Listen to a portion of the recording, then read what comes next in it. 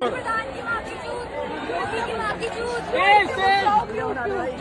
ने करा क्या? भोसड़ी के नॉइस मेलोडी की छूत में कुछ के अलावा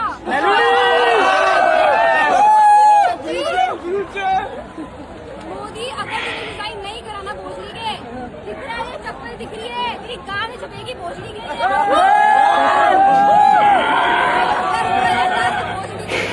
लग जाए बात तुमकी मेलोडी बच जाए। സംഭവം പ്രധാനമന്ത്രി നരേന്ദ്രമോദിയുടെ അമ്മക്ക് വിളിക്കുന്നതാണ്, തെറി വിളിക്കുകയാണ്, പച്ചത്തെറി. ഇതാണ് ഈ മഹതി വിളിച്ചുകൊണ്ടിരിക്കുന്നത്.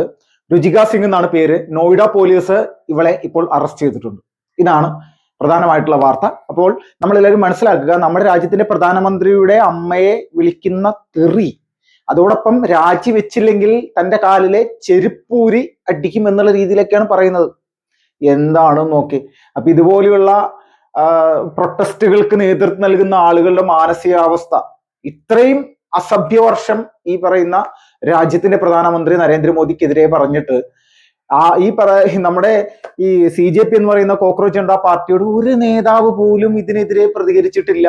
ഇതൊന്നും ഞങ്ങളുടെ ഭാഷ്യമല്ല, ഇത് പറയുന്നത് തെറ്റാണ്, ഇങ്ങനെയുള്ള പ്രതികരണങ്ങൾ ചെയ്യാൻ പാടില്ല എന്നൊക്കെ പറയാനുള്ള ഒരു നാവ് നമ്മുടെ ഈ പുതുതലമുറയുടെ സോഷ്യൽ മീഡിയ സംവിധാനത്തിന് നേതൃത്വം നൽകുന്ന ആളുകൾക്ക് ഇല്ല എന്ന് തന്നെ വേണം നമ്മൾക്ക് പറയാം. അത്രയ്ക്ക് വികൃതമാണ് അവരുടെ ഈ മാനസികാവസ്ഥ എന്ന് ഉൾപ്പെടുത്തേണ്ടി വരും.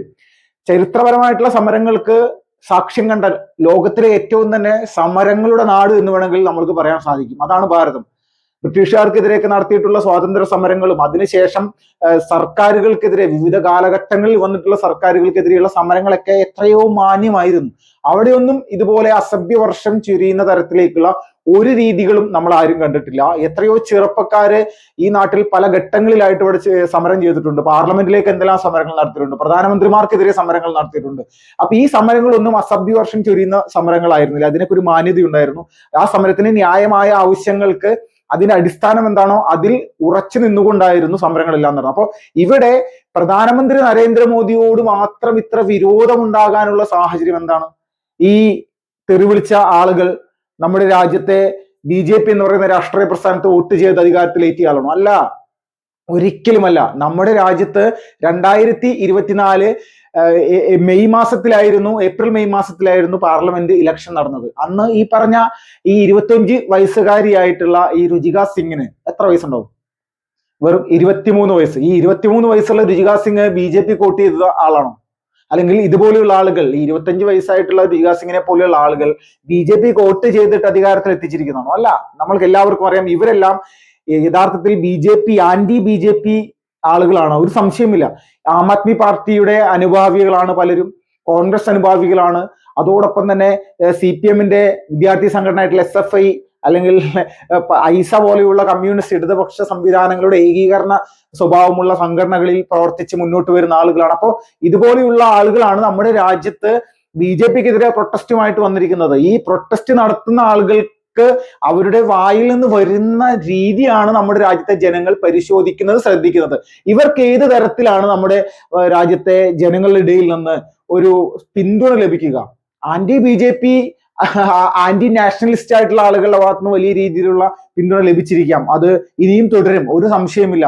ഇപ്പോൾ നമ്മുടെ കേരളത്തിലുള്ള സുഡാപ്പികളൊക്കെ എത്ര നല്ല പ്രവർത്തനങ്ങൾ നമ്മുടെ രാജ്യത്ത് നരേന്ദ്രമോദി സർക്കാരിന്റെ ഭാഗത്ത് ഉണ്ടായി കഴിഞ്ഞാലും ഇവരെ നിരന്തരമായിട്ട് സോഷ്യൽ മീഡിയ വഴി തെറി വിളിക്കുന്ന തരത്തിലേക്കുള്ള നിലപാടാണ്. അതിലൊരു മാറ്റം ഇനി ഉണ്ടാകില്ല. അത് ഇന്നും അങ്ങനെയായിരിക്കും. അതുപോലത്തെ ഭൂരിപക്ഷ ജനങ്ങൾക്ക് കൃത്യമായിട്ട് മനസ്സിലാക്കാൻ സാധിക്കും എന്താണ് അടിസ്ഥാനമെന്ന്. അപ്പൊ ഈ രീതികളിലുള്ള സമര പ്രഖ്യാപനങ്ങൾ നടത്തി പ്രധാനമന്ത്രിയെയും മറ്റ് മന്ത്രിമാരെയും എല്ലാവരെയും പച്ചക്ക് പൊതുവേദിയിൽ വന്നുകൊണ്ട് തെറി വിളിക്കുകയും അതിനുശേഷം ഒരു ദിവസങ്ങൾക്ക് ശേഷം ഇത് വൈറലായി, ഇത് കേസാവും, ജയിലിൽ കിടക്കേണ്ടി വരും എന്നൊക്കെ മനസ്സിലാക്കുന്ന സമയത്താണ് യഥാർത്ഥത്തിൽ ഇവർ മാപ്പുമായിട്ട് വരുന്നത്. ഇത് മാപ്പൊന്നും പറഞ്ഞാൽ സാധിക്കുന്ന കാര്യമല്ല എന്ന് മനസ്സിലാക്കിയതിന്റെ പേരിലാണ് നോയിഡ പോലീസ് ഇവരെ അറസ്റ്റ് ചെയ്തിരിക്കുന്നത്. ഒരു സംശയമില്ല, ജാമ്യമില്ലാ വകുപ്പ് പ്രകാരം തന്നെയാണ് അറസ്റ്റ് ചെയ്തിരിക്കുന്നത്. ഇന്നലെ രാത്രി പ്രധാനമന്ത്രി അവർക്ക് മാപ്പ് നൽകുന്ന തരത്തിലേക്ക്, അല്ലെങ്കിൽ എനിക്കതിൽ വിഷമമില്ല, നമ്മുടെ യുവാക്കൾ ഇത് തിരിച്ചറിയണം എന്നൊക്കെ പറഞ്ഞ് അദ്ദേഹം വന്നിട്ടുണ്ട്. പക്ഷെ അദ്ദേഹം ഇങ്ങനെയൊക്കെ വരുന്നതിന് മുന്നോടി ആയിട്ട് തന്നെ ആ സമരത്തിന്റെ മണിക്കൂറുകൾക്ക് ശേഷം വലിയ രീതിയിൽ തന്നെ ഒരുപാട് അറസ്റ്റുകൾ നടന്നിട്ടുണ്ട്. ഇതിൽ നിരവധി ക്രിമിനലുകൾ, ഏകദേശം 2000-ഓളം ക്രിമിനൽ കേസുകളിൽ പ്രതികളായിട്ടുള്ള ആളുകൾ ഈ സമരവുമായി ബന്ധപ്പെട്ട് പ്രവർത്തിച്ചു വരുന്നുണ്ടായിരുന്നു എന്നുള്ളത് തന്നെയാണ് രാജ്യത്തെ പോലീസിന്റെ, അല്ലെങ്കിൽ പ്രത്യേകിച്ച് ദില്ലി പോലീസിന്റെ അന്വേഷണത്തിൽ കണ്ടെത്താനും മനസ്സിലാക്കാനൊക്കെ സാധിച്ചിട്ടുണ്ട്. അപ്പോൾ ഇതുപോലെയുള്ള അഭ്യാസ പ്രകടനങ്ങൾ കാഴ്ചവെച്ചുകൊണ്ട് ഇനി ജന്തർ മന്ദറിലേക്ക് മുന്നോട്ട് വന്നു കഴിഞ്ഞാൽ എന്തായിരിക്കും അവസ്ഥ എന്നുള്ളത് നമ്മൾ ചിന്തിച്ചു നോക്കൂ. ഇതാണ് രാജ്യത്ത് നരേന്ദ്രമോദി എന്ന് പറയുന്ന വ്യക്തി ഈ കഴിഞ്ഞ 12 വർഷം കൊണ്ട് നമ്മുടെ രാജ്യത്ത് മൊത്തത്തിൽ, നമ്മുടെ സംവിധാനങ്ങൾ മൊത്തത്തിൽ വളരെ സ്ട്രെങ്ത് ആകുന്ന തരത്തിലേക്കുള്ള കാര്യങ്ങളിലേക്ക് അദ്ദേഹം പോയി.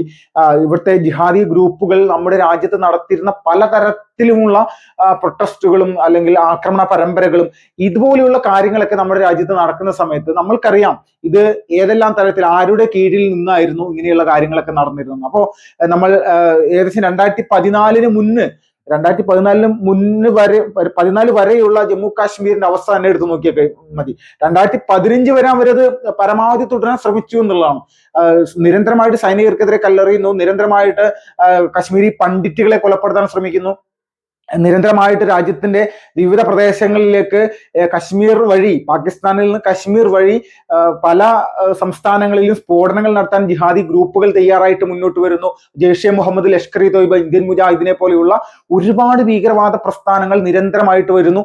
അതിനുശേഷം ഈ ജിഹാദി ഗ്രൂപ്പുകൾക്കെതിരെ ശക്തമായിട്ടുള്ള നിലപാട് സ്വീകരിച്ചതിന് ശേഷം അവിടുത്തെ പ്രധാന ഭീകരവാദ തലവന്മാരെ എല്ലാം, ഈ പറഞ്ഞ സംഘടനകളുടെ ഭീകരവാദ തലവന്മാർ മുഴുവനെ പിടിച്ച് അകത്തിടുകയും പലരെയും വധിക്കുകയും സൈന്യം എല്ലാം ചെയ്യുന്ന സമയത്ത് വീണ്ടും മറ്റൊരു ഭീകരവാദ സംഘടന രൂപീകരിക്കപ്പെടുകയും അവരുടെ നേതൃത്വത്തിൽ പുൽവാമ ഭീകരാക്രമണം അടക്കം നടന്നിട്ടും നമ്മുടെ രാജ്യത്തെ യുവജനങ്ങൾ ഈ ജിഹാദി ഗ്രൂപ്പുകളുടെ ഭാഗമായി നമ്മുടെ രാജ്യത്ത് വലിയ രീതിയിലുള്ള അരക്ഷിതാവസ്ഥ സൃഷ്ടിക്കാൻ ശ്രമിച്ച ഉമർ ഖാലിദിനെ പോലെയുള്ള ആളുകളെ ഈ സമരത്തിന്റെ മുൻപന്തിയിൽ വന്നുകൊണ്ട് അവരെ റിലീസ് ചെയ്യണം, ജയിലിൽ നിന്ന് ഒഴിവാക്കണം എന്നൊക്കെ പറയുന്ന സമയത്ത് നമ്മളൊന്ന് മനസ്സിലാക്കണം എത്രത്തോളം വികൃതമായിരിക്കുന്നു നമ്മുടെ ഒരു ചെറിയൊരു വിഭാഗമാണെങ്കിൽ പോലും ഇത് നമ്മുടെ രാജ്യത്തിന് ഭാവി എടുത്തു നോക്കുന്ന സമയത്ത് അത് വലിയ അപകടാവസ്ഥയിലേക്ക് കൊണ്ടെത്തിക്കുന്നത് തന്നെയാണ്.